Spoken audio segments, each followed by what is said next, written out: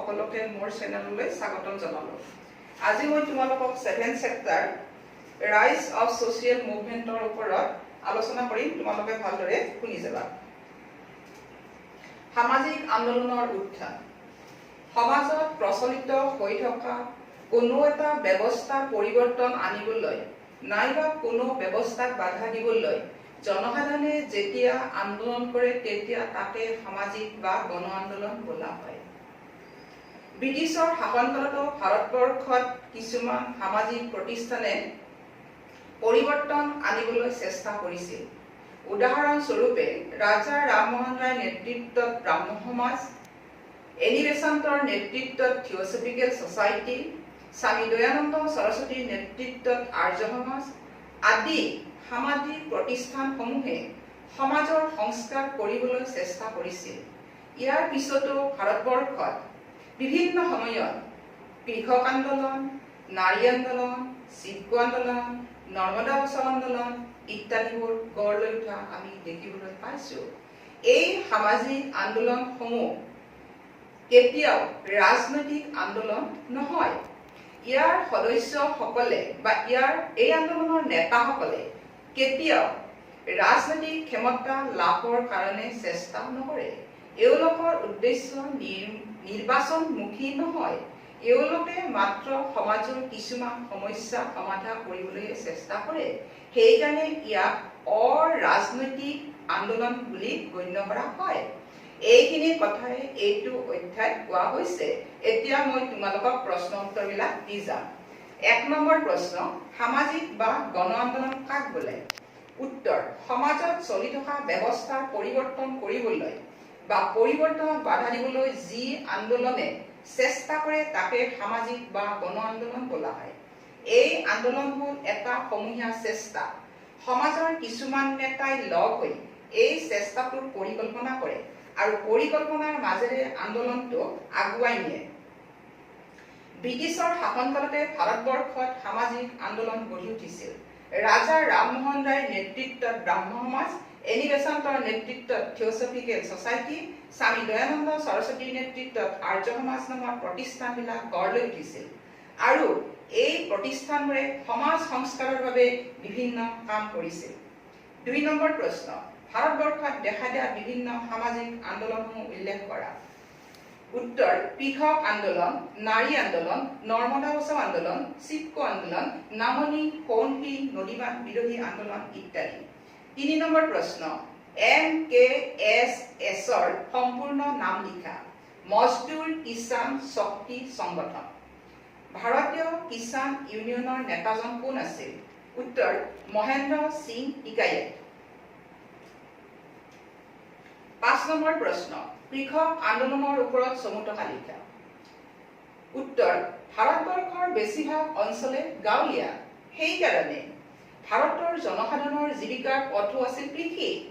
এই কৃষি কাৰ্যৰ পৰা উৎপন্ন হোৱা সামগ্ৰীয়ে ভাৰতবৰ্ষৰ অৰ্থনীতি টনকিয়াল কৰিব পৰা নাছিল। পঞ্চবাৰ্ষিক পৰিকল্পনাটো কৃষিখণ্ডৰ বিকাশৰ ওপৰত গুৰুত্ব দিছিল। পুৰণি ভাৰতবৰ্ষত প্ৰচলিত হৈ থকা জমিদাৰী প্ৰথা বিলুপ্তি কৰি ভূমি সংস্কাৰ সাধন কৰিবলৈ, কৃষকসকলক মালিকসকলৰ শোষণৰ পৰা মুক্ত কৰিবলৈ কৃষক আন্দোলন গঢ় লৈ উঠিছিল। হাৰিয়ানা, উত্তৰ প্ৰদেশ, পাঞ্জাৱ আদিত ভাৰতীয় কিষাণ ইউনিয়ন, কৰ্ণাটকত কৰ্ণাটক ৰাজ্য ৰায়ত সংঘ, মহাৰাষ্ট্ৰত শ্বেতকাৰী সংগঠন আদিবোৰে কৃষকসকলৰ সা-সুবিধা আৰু অধিকাৰ লাভ কৰিবলৈ গুৰুত্বপূৰ্ণ ভূমিকা গ্ৰহণ কৰিছিল। 1988ত মহেন্দ্ৰ সিং টিকাইটৰ নেতৃত্বত ভাৰতীয় কিষাণ ইউনিয়নে বিশেষ প্ৰতিবাদী কাৰ্যসূচী হাতত লৈছিল। এই সংগঠনটোৱে তলত উল্লেখ কৰা দাবীসমূহ কৰিছিল। বিদ্যুৎ মূল্য হ্ৰাস, কুঁহিয়াৰ আৰু গাখীৰৰ মূল্য বৃদ্ধি, নলা নৰ্দমাৰ বাবে পঞ্জাৱৰ কৃষকসকলে চৰকাৰক দিবলগীয়া কৰ বাতিল, প্ৰাকৃতিক দুৰ্যোগৰ সময়ত পৰ্যাপ্ত পৰিমাণে চৰকাৰৰ সাহায্য, উৎপাদিত সামগ্ৰী বিক্ৰীৰ বাবে চৰকাৰৰ দায়িত্ব গ্ৰহণ ইত্যাদিবোৰ।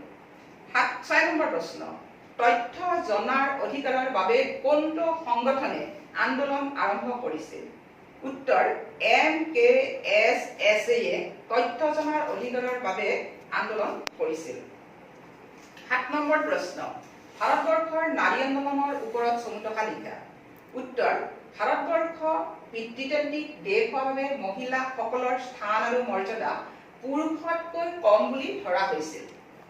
ভাৰতীয় সমাজ ব্যৱস্থাত মহিলাসকলে সময়ে সময়ে শোষণ, অত্যাচাৰ, অৱহেলা আদিৰ সন্মুখীন হ'বলগীয়া হৈছিল। সেয়েহে 19 শতিকাত সমাজ সংস্কাৰক ৰাজা ৰামমোহন ৰায়, ঈশ্বৰ চন্দ্ৰ বিদ্যাসাগৰ, কেশৱ চন্দ্ৰ সেন, দয়ানন্দ সৰস্বতী, মহাদেৱ গোবিন্দ ৰানাদে আদিবোৰে মহিলাসকলৰ মৰ্যাদা বৃদ্ধি কৰিবলৈ চেষ্টা কৰিছিল। তেওঁলোকৰ নেতৃত্বত গঢ় লৈ উঠা ব্ৰাহ্ম সমাজ, আৰ্য সমাজ, প্ৰাৰ্থনা সমাজ আদিবোৰে মহিলা সংগঠন প্ৰতিষ্ঠা কৰাত সহায় কৰিছিল। স্বাধীনতা আন্দোলনৰ সময়ত মহিলা কেন্দ্ৰিক ৰাজনৈতিক সমস্যাসমূহ সমাধান কৰিবলৈ all India women's conference, national federation of Indian women সংগঠন দুটা গঢ় লৈ উঠিছিল। তথাপিও স্বাধীনতাৰ পিছতো ভাৰতবৰ্ষত যৌতুকজনিত হত্যা, মহিলাৰ বিৰুদ্ধে বৈষম্য, ভ্ৰূণ অৱস্থাত বা জন্মৰ পিছত কন্যা সন্তানক হত্যা কৰা আদি বিভিন্ন মহিলাৰ সমস্যা চলি আছে। সেয়েহে ভাৰতৰ কিছুমান মহিলাই যেনে চন্দ্ৰমুখী বসু, সাবিত্ৰী বাই ফুলে, তাৰাবাই সিংহে, সৰোজিনী নাইডু, সৰোজিনী সাহু, মেধা পাটেকাৰ আদিবোৰে মহিলাৰ হকে মাত মাতিছে। 1972ত সেল্ফ এমপ্লয়েড উইমেন এছ'চিয়েশ্যন নামৰ মহিলা সংগঠনটোৰ জন্ম হৈছিল। সেইদৰে মহিলা প্ৰগতিশীল সংগঠনটো গঠন হৈছিল। ভাৰতবৰ্ষত মহিলাসকলে আৰাগ বিৰোধী আন্দোলন, চিপকো আন্দোলন আদিবোৰ গঢ়ি তুলিছিল। আৰাগ বিৰোধী আন্দোলন অন্ধ্ৰপ্ৰদেশৰ নেল্লোৰ জিলাত 1992ত মহিলাসকলে আৰাগ বিৰোধী এক শক্তিশালী আন্দোলন আৰম্ভ কৰিছিল। এই আন্দোলনটোৰ জৰিয়তে গাঁও অঞ্চলৰ মহিলাসকলে নিজৰ ঘৰুৱা সমস্যাবোৰ সমাধান কৰিবলৈ ৰাজহুৱাভাৱে আলোচনা কৰিবলৈ চেষ্টা কৰিছিল। তাৰোপৰি নেল্লোৰ জিলাৰ পুৰুষসকলে সুৰা সেৱন কৰি আহি ঘৰবিলাকত মহিলাসকলৰ ওপৰত যিবিলাক অত্যাচাৰ চলাইছিল সেইবোৰ দূৰ কৰিবলৈ মহিলাসকলে অন্ধ্ৰপ্ৰদেশৰ ৰাজধানী হায়দৰাবাদত আৰাগ বিক্ৰীৰ বিৰুদ্ধে সমদল উলিয়াইছিল। ইয়াৰ উপৰি মহিলাসকলে যৌতুক প্ৰথা আৰু কৰ্মস্থলী বা ৰাজহুৱা স্থানত যৌন নিৰ্যাতনৰ বিৰুদ্ধে আন্দোলন চলাইছিল।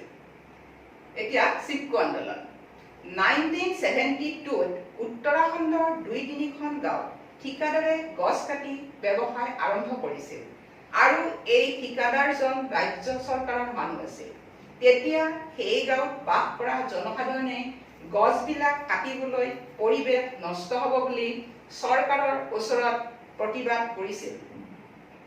গছবিলাক কাটিব নোৱাৰাৰ কাৰণে সেই অঞ্চলৰ মহিলাসকলে গছবিলাক সাৱটি ধৰিছিল। গছবিলাক সাৱটি ধৰি যি আন্দোলন আৰম্ভ হৈছিল তাকে চিপকো আন্দোলন বোলা হয়।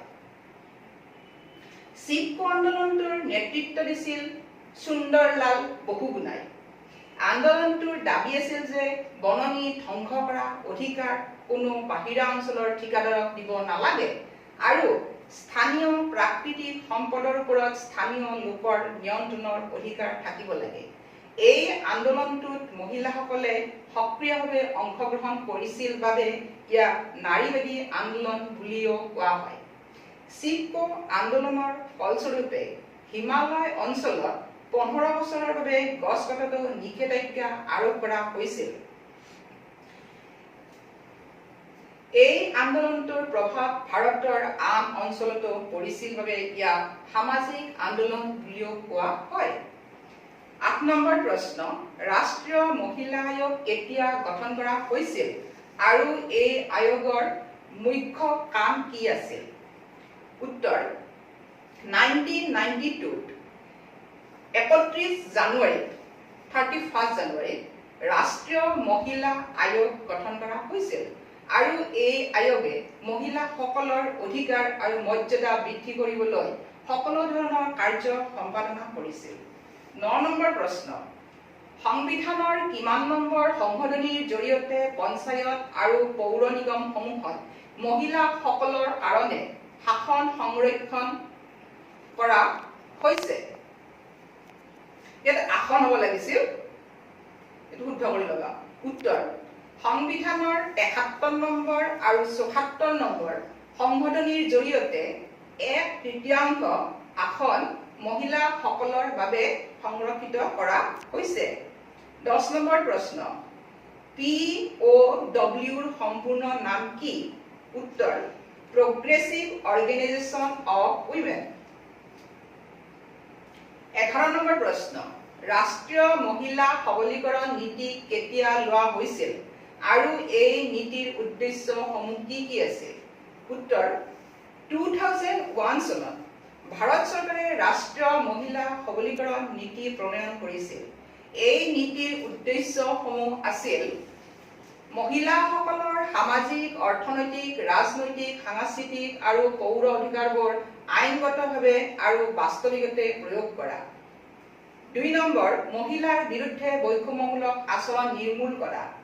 ৩ নম্বৰ, অৰ্থনৈতিক আৰু সামাজিক নীতিৰ জৰিয়তে ইতিবাচক পৰিৱেশৰ সৃষ্টি কৰা যাতে মহিলাসকলে তেওঁলোকৰ গুণগত মান নিৰ্ধাৰণ কৰি পূৰ্ণ বিকাশ লাভ কৰিব পাৰে। ৪ নম্বৰ, মহিলাসকলক সমপদবী, স্বাস্থ্য, নিয়োগ, সামাজিক নিৰাপত্তা আৰু সুবিধা প্ৰদান কৰিব লাগে। ১২ নম্বৰ প্ৰশ্ন, দলিত পেন্থাৰ্ছ কেতিয়া আৰু ক'ত গঠন কৰা হৈছিল? 1972 মহাৰাষ্ট্ৰত দলিত পেন্থাৰ্ছ গঠন হৈছিল। ১৩ নম্বৰ প্ৰশ্ন, নামদেও ধাছাল কোন আছিল? নামদেও ধাছাল এজন মাৰাঠী বিপ্লৱী কবি আছিল। কবিতাৰ জৰিয়তে তেওঁ হিন্দু বৰ্ণবাদী সমাজৰ দ্বাৰা নিপীড়িত হোৱা দলিত সকলৰ কথা প্ৰকাশ কৰিছিল। ১৪ নম্বৰ প্ৰশ্ন, দলিত পেন্থাৰ্ছসকলৰ প্ৰধান আদৰ্শ কি আছিল? হিন্দু বৰ্ণবাদী ব্যৱস্থা উঠাই দিয়া আৰু দলিত সকলক মুক্তি প্ৰদান কৰাই ইয়াৰ আদৰ্শ আছিল। ১৫ নম্বৰ প্ৰশ্ন, নৰ্মদা বচাও আন্দোলনৰ বিষয়ে লিখা। উত্তৰ মেধা পাটেকাৰৰ নেতৃত্বত মধ্য ভাৰতৰ নৰ্মদা নদীৰ উপত্যকাত ৰক্ষা কৰিবলৈ নৰ্মদা বচাও আন্দোলন গঢ় লৈ উঠিছিল। 1980ৰ দশকত নৰ্মদাৰ উপত্যকাত এটা বৃহৎ উন্নয়নমূলক প্ৰকল্প আৰম্ভ কৰা হৈছিল। এই প্ৰকল্পটোত ৩০টা ডাঙৰ, ১৩৫টা মজলীয়া আৰু প্ৰায় ৩০০০টা নদী বান্ধ নিৰ্মাণৰ বাবে পদক্ষেপ লোৱা হৈছিল। নৰ্মদা নদীৰ উপনৈসমূহ মধ্যপ্ৰদেশ, গুজৰাট আৰু মহাৰাষ্ট্ৰৰ মাজেৰে বৈ গৈছে। প্ৰকল্পটোৰ বান্ধসমূহৰ ভিতৰত গুজৰাটৰ চৰ্দাৰ সৰোবৰ প্ৰকল্প আৰু মধ্যপ্ৰদেশৰ নৰ্মদা প্ৰকল্প আছিল আটাইতকৈ ডাঙৰ বান্ধ। 1989 চনত এই নদী বান্ধৰ বিৰুদ্ধে নৰ্মদা বচাও আন্দোলন আৰম্ভ হৈছিল। চৰকাৰে নদী বান্ধৰ জৰিয়তে খোৱা পানী, জলসিঞ্চনৰ বাবে পানী, বিদ্যুৎ উৎপাদন আৰু কৃষি উৎপাদন বৃদ্ধি আদিৰ সুবিধা দিব বুলি আশ্বাস দিছিল। কিন্তু ইয়াৰ পৰিৱৰ্তে সেই অঞ্চলৰ জনসাধাৰণে ভয়াৱহ পৰিস্থিতিহে সন্মুখীন হৈছিল। নদী বান্ধৰ ফলস্বৰূপে প্ৰায় 245খন গাঁও জলমগ্ন হোৱাৰ লগতে গাঁওসমূহৰ 2,50,000 লোক ক্ষতিগ্ৰস্ত হোৱাৰ আশংকা দেখা গৈছিল। সেয়েহে এই ক্ষতিগ্ৰস্ত হোৱা লোকসকলে পুনৰ সংস্থাপনৰ বাবে সুবিধা পাব লাগে বুলি আন্দোলনটোৱে দাবী কৰিছিল। ইয়াৰ লগতে স্থানীয় লোকসকলৰ পানী, ভূমি, বননি আদি প্ৰাকৃতিক সম্পদৰ ওপৰত নিয়ন্ত্ৰণ থাকিবলৈ আন্দোলনটোৱে প্ৰতিবাদ কৰিছিল। এই আন্দোলনটো 23 বছৰ ধৰি চলিছিল। সকলো ধৰণৰ গণতান্ত্ৰিক প্ৰক্ৰিয়া আৰু কৌশল আন্দোলনটোৱে প্ৰয়োগ কৰিছিল। ভাৰতবৰ্ষৰ বিভিন্ন সামাজিক সংগঠনে এই আন্দোলনটোক সহায় সহযোগিতা আগবঢ়াইছিল। 16 নম্বৰ প্ৰশ্ন, চৰ্দাৰ সৰোবৰ প্ৰকল্প কি? উত্তৰ দক্ষিণ ভাৰতৰ নৰ্মদা নদীৰ ওপৰত নিৰ্মিত বান্ধটোক চৰ্দাৰ সৰোবৰ প্ৰকল্প বুলি জনা যায়। গুজৰাটত এই নদী বান্ধটো স্থাপন কৰা হৈছে। ইয়াৰ জৰিয়তে বহুতো ক্ষতি হোৱা বাবে আৰু ভৱিষ্যতৰ ক্ষতিৰ আশংকাৰ বাবে বৃহৎ জলবিদ্যুৎ উৎপাদনৰ আঁচনিটোৰ বিপৰীতে প্ৰতিবাদী আন্দোলন গঢ়ি উঠিছিল। 17 নম্বৰ প্ৰশ্ন, NHPCৰ সম্পূৰ্ণ নাম কি? National hydro power corporation. 18 নম্বৰ প্ৰশ্ন, NFFৰ সম্পূৰ্ণ নাম কি? National fish workers forum. 19 নম্বৰ প্ৰশ্ন, ভাৰতবৰ্ষত NFF কেতিয়া আৰু কিয় গঠন হৈছিল?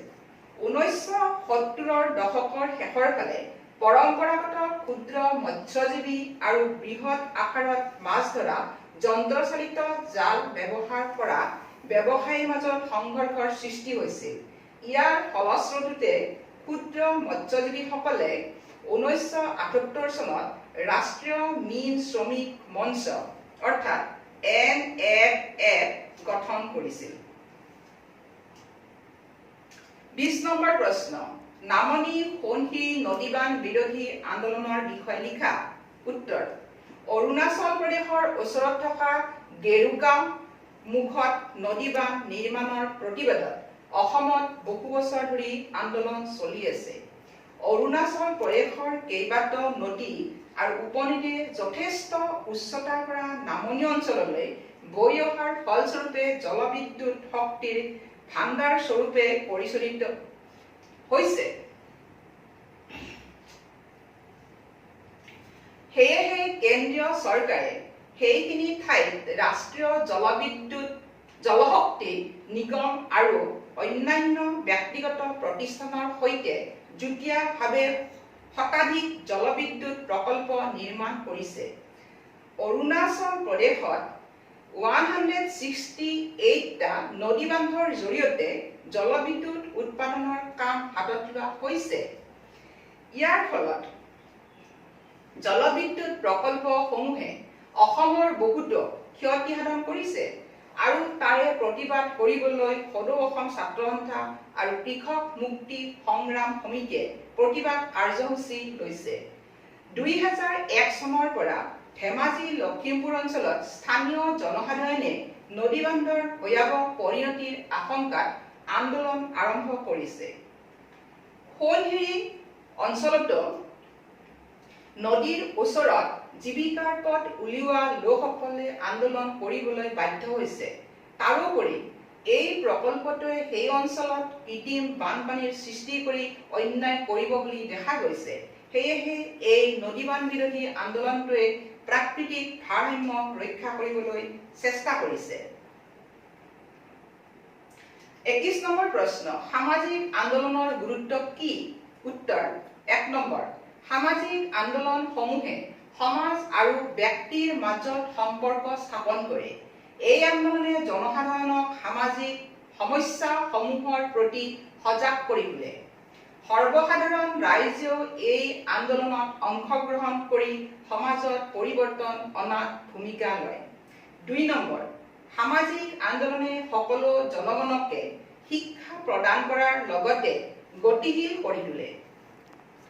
3 নম্বৰ, এই আন্দোলনসমূহে নিৰ্দিষ্টভাৱে জনসাধাৰণৰ চিন্তা, আশা আৰু প্ৰয়োজনীয়তা সম্পৰ্কত চৰকাৰৰ সৈতে যোগাযোগ স্থাপন কৰে। 22 নম্বৰ প্ৰশ্ন, সামাজিক আন্দোলন আৰু ৰাজনৈতিক আন্দোলনৰ মাজত পাৰ্থক্য লিখা। উত্তৰ, সামাজিক আন্দোলন হ'ল এক প্ৰকাৰ অৰাজনৈতিক গণ আন্দোলন। এই আন্দোলনৰ জৰিয়তে সামাজিক সমস্যাসমূহ সমাধান কৰিবলৈ প্ৰতিবাদী কাৰ্য ব্যৱস্থা গ্ৰহণ কৰা হয়। কিন্তু ৰাজনৈতিক দলৰ সৈতে কোনো প্ৰত্যক্ষ সম্পৰ্ক নাথাকে। জনগণৰ দ্বাৰা সবল জনমত গঠন কৰিবলৈহে এই আন্দোলনটোৱে চেষ্টা কৰে। আনহাতে ৰাজনৈতিক আন্দোলনবোৰ নিৰ্বাচনমুখী বুলি ক'ব পাৰি। আন্দোলনৰ নেতাসকলে নিৰ্বাচনত অংশগ্ৰহণ কৰা দেখা যায়। মুঠতে গণ আন্দোলনবোৰ নিৰ্বাচনমুখী নহয়। এতিয়া তোমালোকৰ এই চেপ্টাৰটো মই ইয়াতে শেষ কৰিলোঁ। ধন্যবাদ।